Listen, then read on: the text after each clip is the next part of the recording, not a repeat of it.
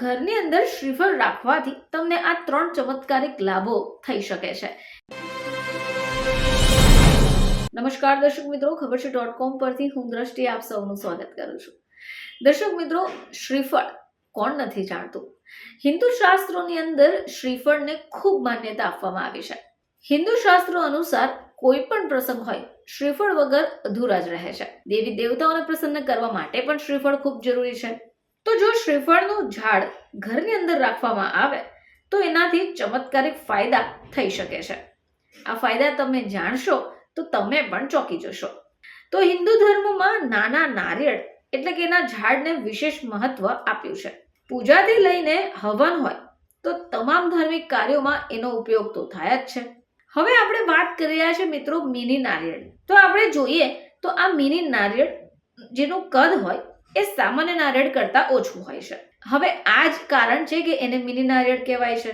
એને એનું ઝાડ પણ કહેવામાં આવે છે.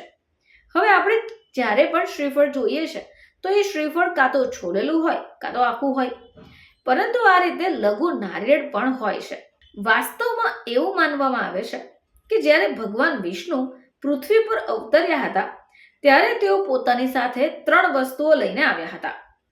ભગવાન વિષ્ણુ જે વસ્તુઓ લઈને આવ્યા હતા જેમાં લક્ષ્મી, નારિયેળનું ઝાડ અને કામધેનુનો સમાવેશ થાય છે. હવે આ જ કારણ છે કે એને નારિયેળને તેનું ઝાડ કહેવામાં આવે છે.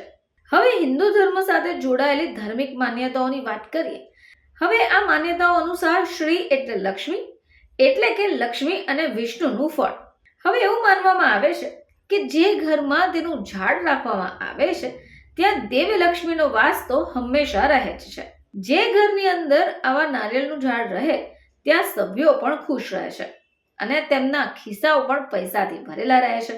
એટલે કે કોઈ પણ આર્થિક સંકટ નથી આવતું અને જો સમસ્યા કોઈ આવી પણ જાય તો ઝડપથી રાહત મળી જાય છે. હવે આવા ઘરોમાં જે પણ રહેતા સભ્યો હશે એ દેવાથી તો દૂર જ રહેશે અને તેમનું જીવન સુખ શાંતિપૂર્ણ વીતે છે.